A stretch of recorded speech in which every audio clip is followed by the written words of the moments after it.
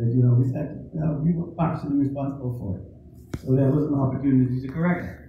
So our goal then became, let's devise methods for building power companies, but focusing first on Grand Mahama, where we can reduce the cost of energy significantly and in turn increase the quality of life for people in Bahamas. So that's been the whole cornerstone of what we do. That's a little bit about the company. Pastor Eddie did a pretty good job of talking about all the other folks who've been in there.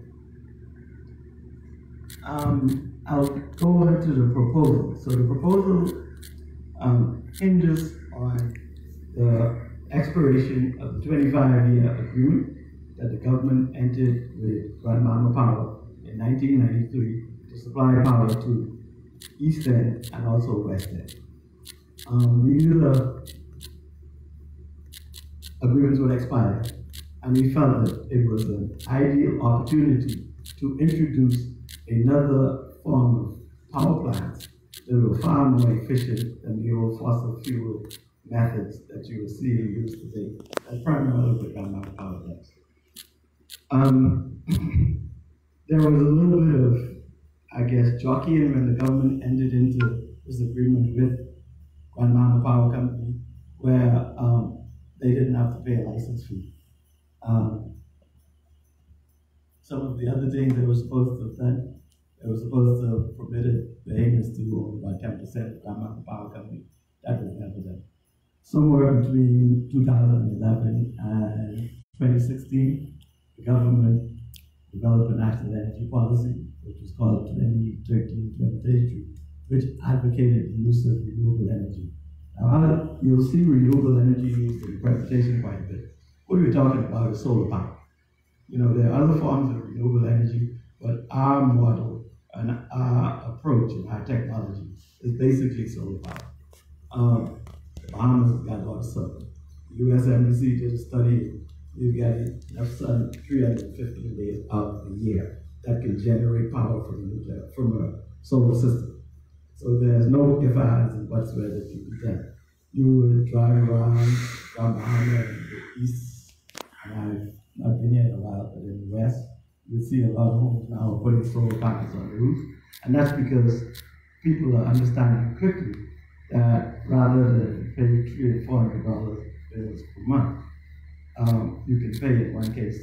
There's a gentleman in Holmes Rock who said that his bill has never exceeded $18 per month since he installed the solar system. So it has been proven, and it's just not proven in Grand Mahama, it's been proven globally. The last bullet point on the slide is pretty important. What we felt was helpful in getting these plants in the east and the west was that there's a lot of discussion about the GIN project in the west, and of course you all know probably better than me about all of the activities that are planned for the east. So what we are trying to do is develop a further incentive to get economic opportunities in these areas, which would then create employment, which would then lower that discretionary income that's depending on high electricity costs, and subsequently improve the quality of life for everybody that lives in the east and the west. The proposal. Right now, between the price of electricity in the west, Freeport, and the east, it ranges from about 32 cents per kilowatt hour to about 45 cents per kilowatt hour. Depending on where you are on the small business continuum, you can pay at 45 cents per kilowatt hour. Most residential, and this doesn't include value-added taxes, the average cost would be about 30 cents. What we are proposing about installing solar plants in the east and the west and backing them up by propane gas generators, which are very efficient and which are very clean, and we will be able to then reduce the haulage costs. In other words, where you would presently pay 32 cents a kilowatt hour, we will reduce that to 20 cents a kilowatt hour. That is really what Pastor was saying when he said that is really our strategic intent. We didn't just pull it out of the sky. We ran models. We knew exactly the load profile in the east, we know it in the west, we know it in Freeport. So we were dealing with real hard numbers. a fully integrated electric utility. And we can go to the second one, the East Grand Mountain. Because it's the same, we're talking about the same sort of plant in the west that will be put in the east, except that because you have a larger load demand in the west, the east plant will be slightly smaller. But it will be based on the same concept of solar panels and clean burning propane generators. They will be fully vertically integrated. And what that means is that we're not just talking about putting these power plants out there and then relying on a third party such as Grand Mountain Power to provide all of the services. We're talking about forming a complete electric utility here in East Grand Mountain.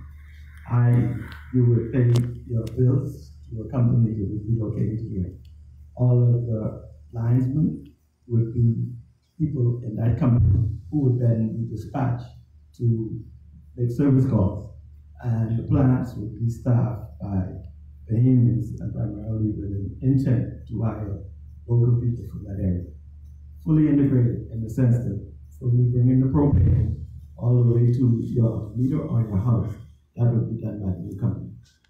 Now, you know, a lot of people would say, well, you're leaving the big giant out there. We haven't left them out because, you know, I have a lot of friends that are still at Grand Mountain Power and a lot of them. But we felt that power back to Grand Mountain Power. In the presentation, you'll see we're talking about a lot on the slide at 15 cents per kilowatt hour. We would then hope that they would then use that low-cost power to then start, like what I just mentioned earlier, about folks that put these things on the house. We are talking about solar plants that actually tie into the main power lines. I was driving into Iraq today. It was interesting looking at some of the poles because some of them need to be changed. But if you ever had a storm, you all know better than me. A couple of those poles break and you are totally isolated. You've got to wait weeks even before the first truck shows up. And in some cases it takes maybe a month or more before all of the electricity is really started. Because we're going to build solar plants to tie into your grid, you would then be the first person that would get solar power from that plant. It's the safest then that you pass along the lines back to Grand Mountain Power. And it's a little bit selfish, but what it also does, it helps Grand Mountain Power in restoring their customers also. Because once they can restore the line between East End and Freeport, we can then push power back to them. But we don't need those lines then to supply power for everybody in the East. We would come out of the substation by South Riding Point, and that supplies to what's called a distribution voltage to all of the people that live in East Grand Mountain. The inverters, that stands about 11 feet high, and it's the equivalent of about a 40-foot container. And right here you can see the generator. Actually, the background of it is sort of the solar field. By comparison, the home that I told you about where the guy says he spends about $18 a month in Homes Rock for electricity. He has 36 panels on his roof. We are talking about installing 16,000 panels for your power plant. So it generates far more than enough power to meet all of the present need and for future growth. We talked about the backing them up with propane burning generators, and that's because the one thing about solar power is that once the sun goes down, then the panels don't generate power.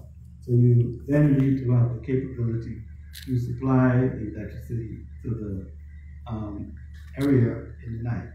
What we would then do is install propane-fired gas turbines, and they would then come in whenever you have overcast days or at night. They would then, once the solar panels go to sleep, they would then supply the power as the sun comes up. They would then come out of service and throughout the day you're getting free energy from the sun. That's what really allows us to reduce the cost. The other thing about it is, you know, I told Pastor Eddie when I came here, I said, this is really a pristine environment. You know, in Freeport, to walk out there, I said, gee, this is different than where I live. You know, I've been here before. Because every time I come here, beautiful. The serenity and the beauty and the peace of the environment. It's not like that in Freeport. It's not like that in Nashville. Those of you that watch the news, even what defines the BBM. They are not racist. A lot of them emit a lot of pollution. These propane generators we're talking about don't permit greenhouse gases, which is one of the major pollutants from fossil fuel plants. What it then does is it reduces the carbon footprint. In other words, when people have to worry about getting sick, as I'm surprised, Pastor Richard is telling me a little bit about his experiences in the industrial area. The industrial area, that's right, They yes. have made quite a few iterations that people are being sick in those areas because of emissions from industrial plants and oil power plants. We won't have any of that from these facilities. What makes the theme strong is kind of reiterating what Pastor said, local presence, we're backed by a financially strong structure. And when I tell you one of my last slides about where we are presently, I'll talk a little bit about the finances. Track record with the electric utility, I will say more about that. Generation with D&D experience, interconnection experience, full scope of delivery, in other words, we will design, build, own, and operate the power plant. We will utilize some small foreign component, but that is because of the foreign direct investment that both companies access to introduce into the solution set, because they believe you can bring some foreign money and you don't have to worry so much about sending it out of the country. However, the reality is that's what foreign companies do. They repatriate their profits back to wherever their home funded. What are we talking about? Not more than 20% of the equity part of it, which is a minority investment by foreign investors. 24/7 remote monitoring. These systems are so dynamic with the advent of computer technology. Anywhere in the world, you can tell if something's going wrong before it actually goes wrong. I will always remember at one of the town hall meetings, there was a gentleman who said, when you talk about reliability, I think you know what you're talking about. He was in South Florida somewhere, and he saw the light blink. So he said, oh, I didn't know they used to get these little tips too, and places like man. So he went back to the front desk, and he said, well, I saw my light blink. He said, yeah, but just to let you know, they lost one of the nuclear power plants in South Florida. A nuclear power plant is 300 odd megawatts. By comparison, Rambam was about 90 megawatts. So this was a very large power plant. But all it did was a little blink in the lights. Those of you, I don't know if it came as far east as High Road, but in Freeport over the last 2 days, they've had customers who've been on the power for 4 or 5 hours. And that's not even losing a power plant. That's just how reliable the systems are. We're utilizing, and I'll talk a little bit about it, you'll see a slide there that says microgrid technology. It's using computers to monitor the system and monitor it so far in advance that when things start to change before you can pick it up, it then can reroute power to another where you just get maybe that little bit. But you're talking about power reliabilities and availability. Presently, Guatemala power sits at about 80 to 85% reliability. We are talking about, in other words, they won't have an outage for probably 20% of the time, 20-25% of the time.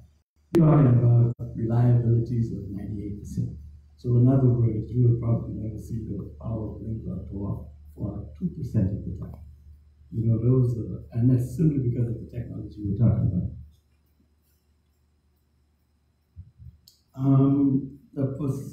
The proposed portfolio, these the size of the plans. Because of the loads, West End is much larger from an electrical standpoint than East End. So in West End, we're talking about a 6 megawatt solar plant, and we'd have a firm of 10 megawatts of propane gas generators. East End is about half the size of West End from the electrical load standpoint. So we're talking about 3 megawatts of solar plant, and we're going to firm it up with about 6 megawatts of propane generator. Now, the load is not even going to be as high as the solar plant, but we're talking about installing enough propane generators so that if something goes wrong with one of them, we have the ability to put another one in service without having to interrupt and supply to customers. System reliability enhancement, that's what I just talked about when I talked about the 90% reliability. You see it was 96% in the target. But by comparison, their present reliability is in the low 80s at best. In West End, and this because we've kind of combined these presentations, we're looking to put the plant in an area called Pelican Lake, which would be on the north side of West End. We've already procured some land, about a 51-acre site, and we have developed that. Now, I'll preface the presentation to say, these presentations were made to the previous government. However, the previous government said, hold on, you can't go to the public with it. That was neither good or bad as far as we're concerned. It was just what they said they wanted. So in 2015, when we presented this to them, they said, okay, we're going to make it work. Our primary sponsor for the project was the member of Parliament for the West End. And he said, well, we got to do West End first. You know, I do understand it. However, we couldn't get it moving up until the day before the election. We were still talking with them about when are we going to do this solar power plant which will benefit the folks. Oh, right after the election, we will make sure that's done. Well, I guess they didn't make the right call. However, it was about a year ago, like last week. We went to the new government and we made the same presentation. We said, you know, this is an alternative to lower the costs of energy for payments. And they said, we are interested in it. We made approval process to the Bahamas Investment Authority, which was suggested by the Office of the Prime Minister, because there was a small foreign component. But they also said that we are going to allow you guys to make a presentation of your proposal to a special committee for the cabinet, and they will also allow Vietnam Power to make another proposal, and they will make a decision based on that. We haven't made those presentations yet. They promised that they were going to be made by now, but that hasn't happened. And it's, you know, I'm not overly surprised because that's how companies operate. But they haven't told us no. Now, one of the other things about it that we saw as a plus is that we then told, well, can we go and tell the people in the East and the West about what we're proposing? They said, we don't have a problem with it. Hence, we're here tonight. You know, we would not have been able to come here and make this presentation if the government hadn't given us the permission to do it.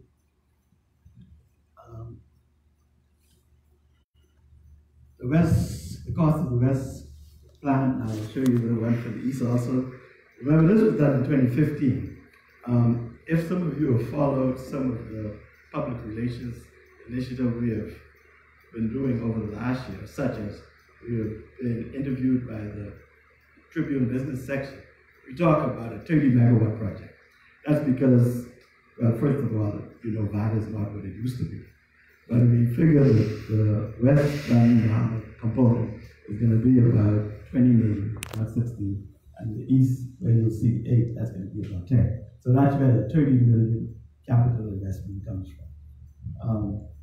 You know, those numbers are pretty close to just up to the map. There we go, these. We're talking about building the 3-megawatt plant in the east, and we're talking about 18 to 16 months. I'll talk a little bit about that.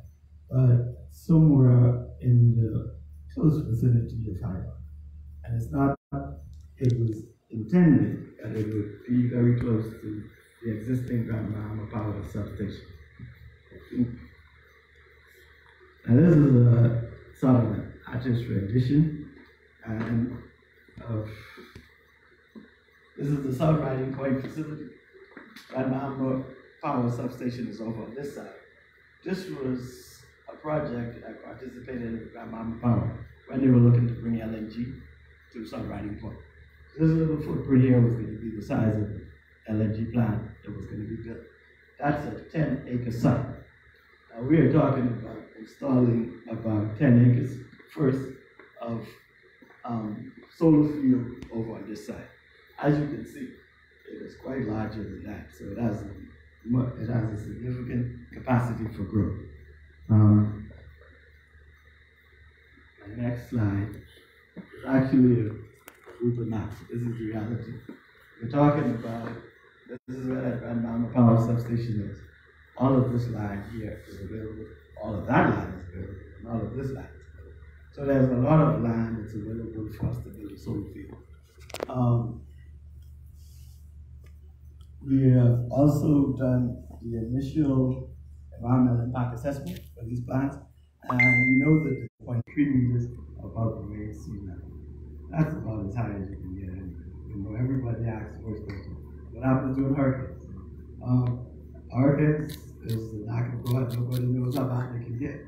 However, there's some things you can do, like you can, the earth that you excavate to build a solar field, you can build sort of a hurricane berm on the south side, which it won't stop the water from flooding. But as long as it doesn't bring in a high velocity storm surge, then the solar panels can probably withstand typically the category 3 storms that we see around the mountains. Talking about East $10, remember I said that we had moved it from about 8 million to 10 million, and it's just primarily because these numbers were done in 2015, and a lot of them are inflationary. The biggest one for us is, from a payment standpoint, the VAT is no longer rose. Approach full integration with Grandmama Power Company. You know, they are out there. We felt that we can help our brothers in Freeport get lower cost energy that we're missing the next level. So we've already met with Grandmama Power Company. We've had one meeting with them, and they have said that they are not averse to it. They believe that the government is going to give them these territories back, but I believe that the government has not told them that they're going to get it. So they wanted to talk with us in the event that if we were awarded the approval to build these solar plants, we wanted to buy the assets, we would buy the substations, we would buy all the poles and lines in these areas. If they said they didn't want to do it, we could simply plan and build poles again. But that doesn't make sense, because they would have a stranded asset, and it would be quicker to use the existing lines and poles that they have there. We're talking about utility scale solar power plants, lacks the capability. The propane plants have the ability to start as if you don't need external power to start. They can start up on their own. The solar system, as we know, all it takes is for the sun to come back up. Once the sun comes back up, the solar panels reawake and they start putting out power. Installation. One of the beauty of this, when we were looking at this in 2015, is that these solar plants can be installed in phases. In other words, the 3 megawatts, you don't have to put the whole 3 megawatts in one time. You can put in half a megawatt and you can bring that up. So if you were getting 3 megawatts from Grandmama Power, what we can have is that slowly that 3 megawatts reduces and we go from 0 to 3. So our plan comes up in about 24 months to 100% of 3 megawatts, and that plan is then down to 0, where we are really in a position to then give you guys the benefit of the 20 cents per kilowatt hour energy cost. Assumption, these were not assumptions. As Eddie said, all of the principles of non-harmless utility came out of the electric utility industry. I never signed a non-disclosure agreement with it because I've been there most all of my life. So I know all of these numbers. This is what you actually use. In the West, they use about 6 megawatt peak. In the East, the guys use about 3 megawatt peak. Those are the real numbers. And that's the numbers that we were able to make this commercial enterprise feasible on and reduce the cost. This is the numbers. This is the West Grandmama table, and I'll just show you, so when I show you the East Grandmama table. The solar plants don't use fuel, so there's no fuel cost. The propane plants use fuel. Across, when we send back to Grandmama, it would be a mixture of solar and propane, so that's a small component. The total for the Western plants, the year we generate about $9 million in revenue. Out of that $9 million, we pay about $3 million back in fuel costs. So in other words, there's a gross profit of about 60%. That's an excellent investment opportunity. There's a lot of, and this is based on selling power at 20 cents per kilowatt.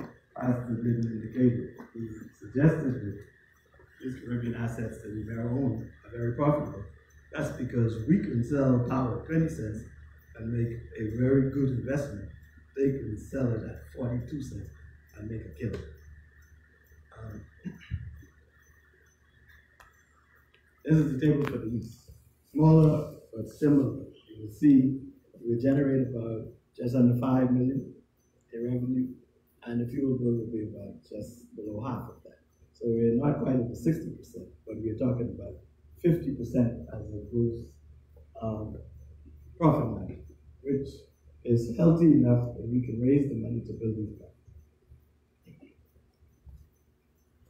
Project finance, talking about raising money. I'll try to go through this really quick.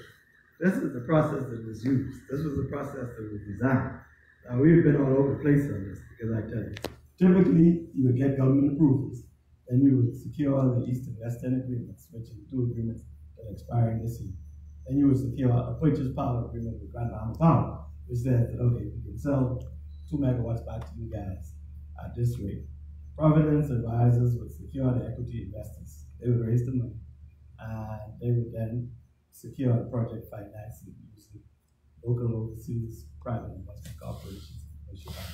What Pastor Eddie didn't tell you, we've already got 2 letters of intent for full financing for this project. Those were submitted with our application to the Bahamas Investment Authority. And we know that is why they just couldn't say no, as easy as that. Some of you guys know other projects that have been approved that don't even have their letters of intent. You know, they've got heads of agreement. So we haven't gotten the heads of agreement yet, but we have been told that we are on the Bahamas Investment Authority Committee for consideration. A little bit on this slide, we're talking about equity structure of 20%. In other words, out of that $30 million, 20% would be injected as cash. The other 80% would be debt, which we would finance out of the operations. However, it's the same model. But what we were looking at is on this stream here, this is just Bahamian investors, local pension funds, insurance company, union funds, local bank, other was called high net worth Bahamians, and this is what Providence Investment does.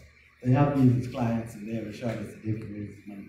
Out of that, we would take 60% out of that 20% as Bahamian funding. The other 30 to 40%, depending on whether 60 or 70, would come from US funding, which is primarily at this stage through the Canadian firm called Sunday Investment. They would put in about $2 million.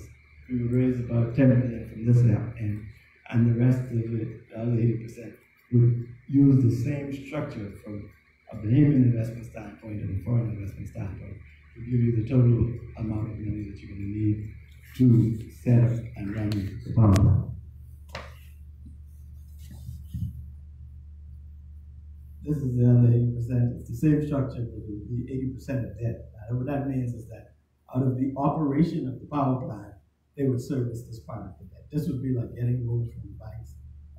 Some of these same high net worth individuals and local pension funds, because that's how they make their money to pay their pensions. They look for investment. So that's why we have to keep it as an investment grade so that it can attract the financing that we need.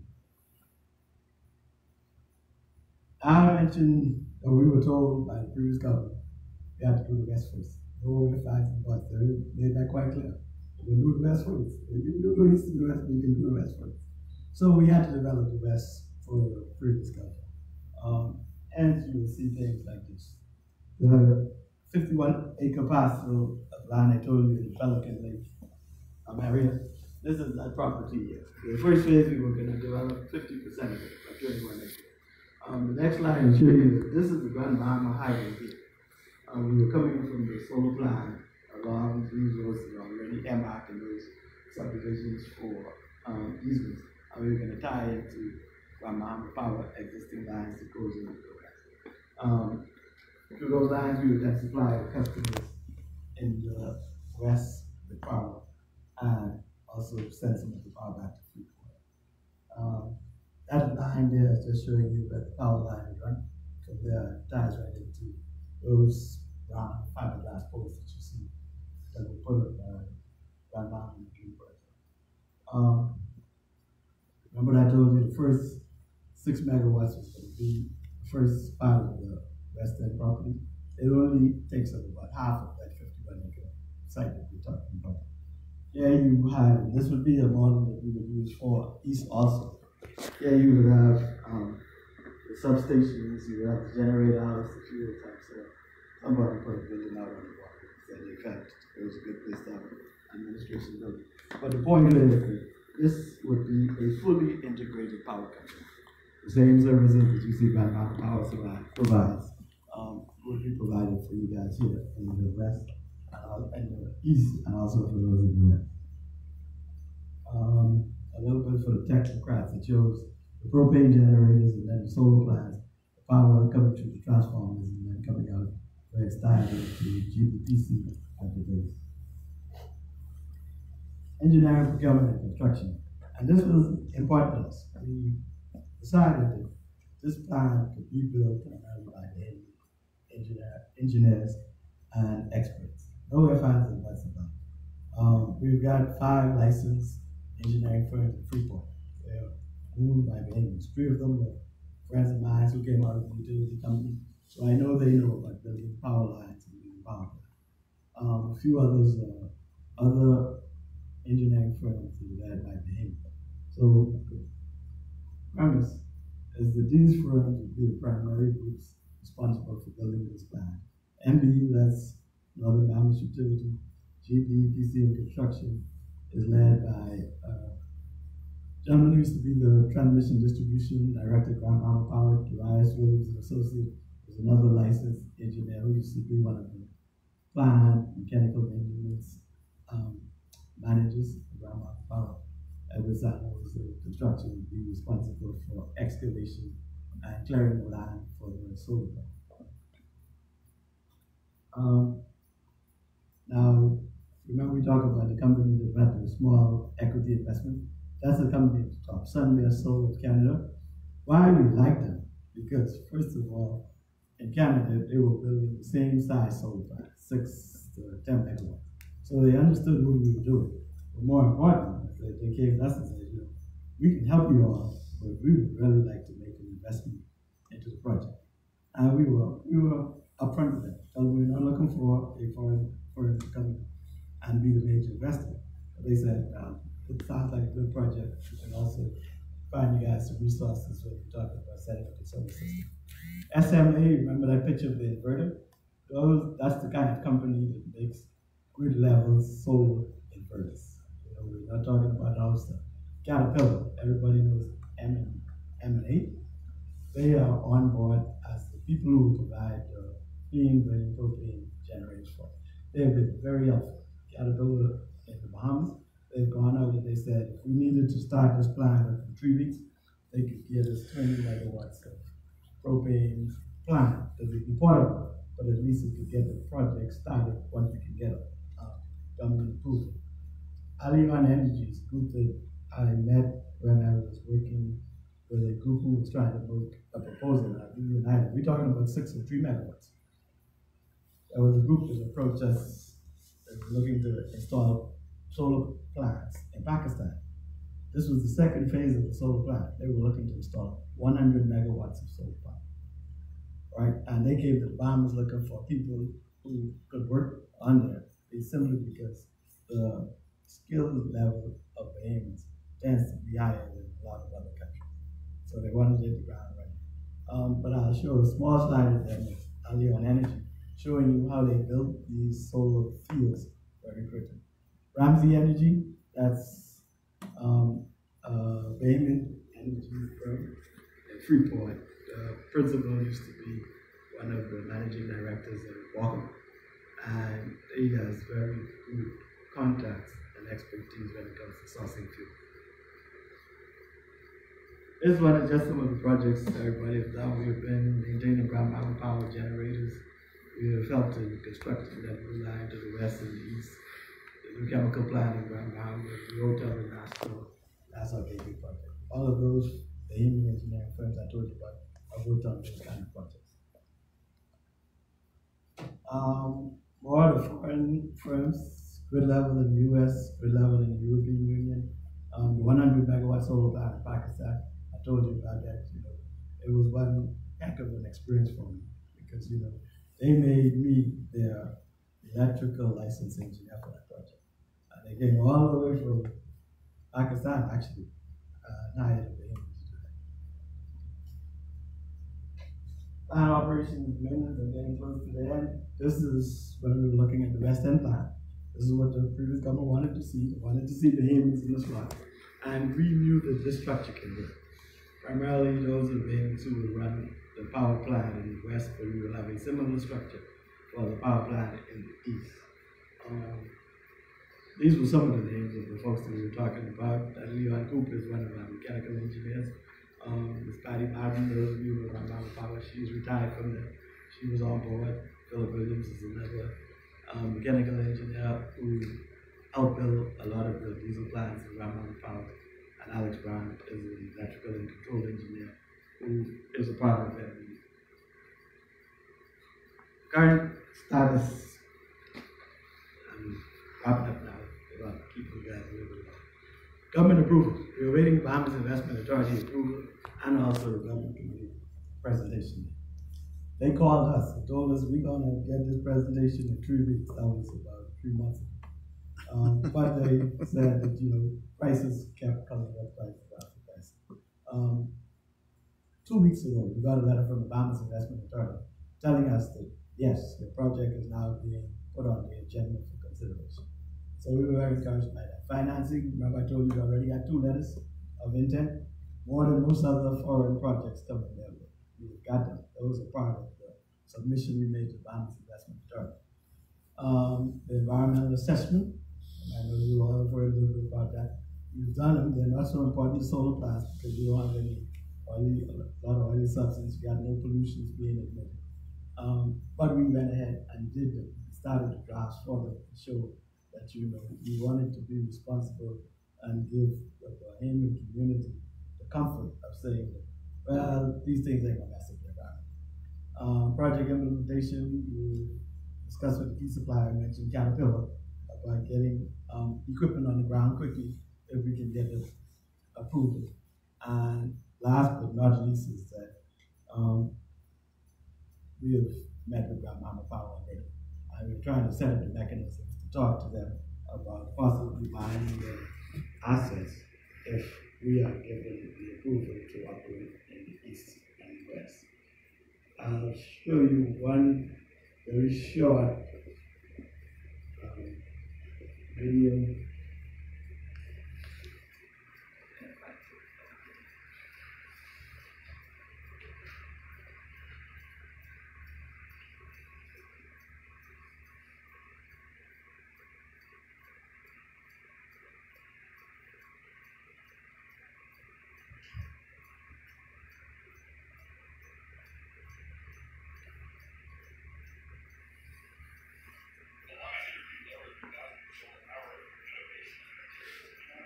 Put the mic right there.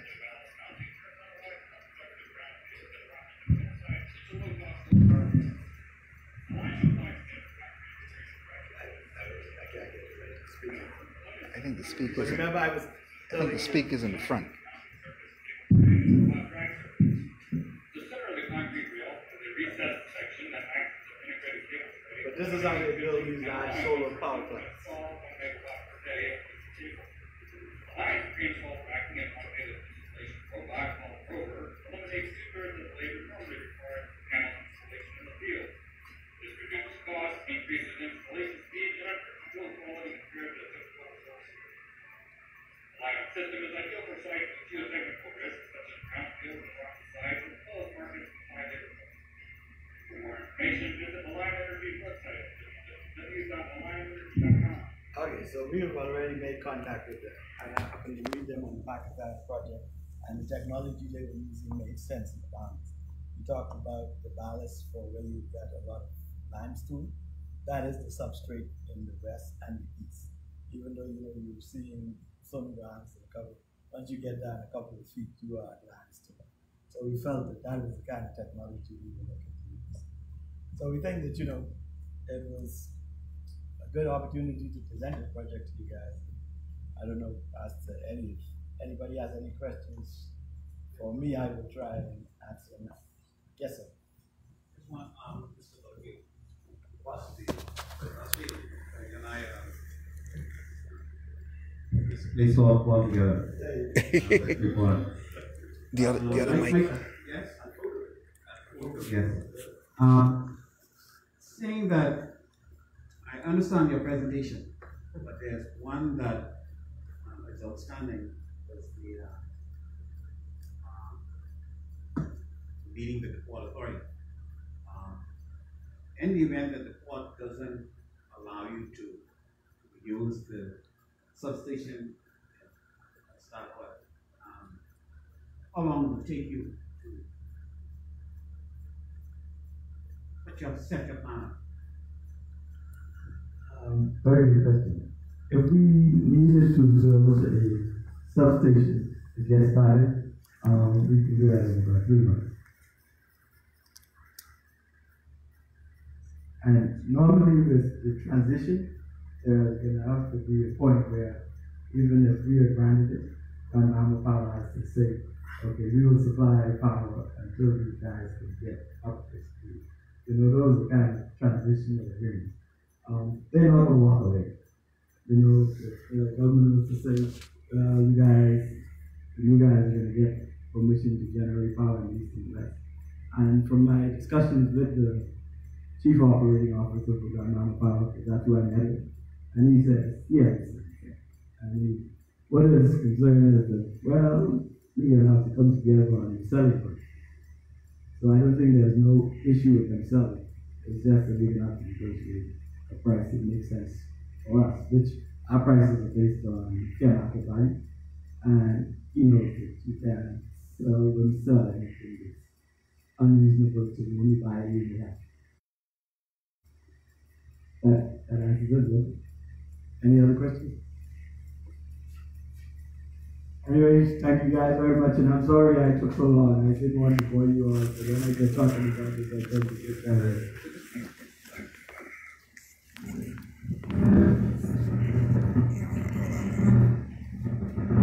Everyone, you've been on Facebook Live.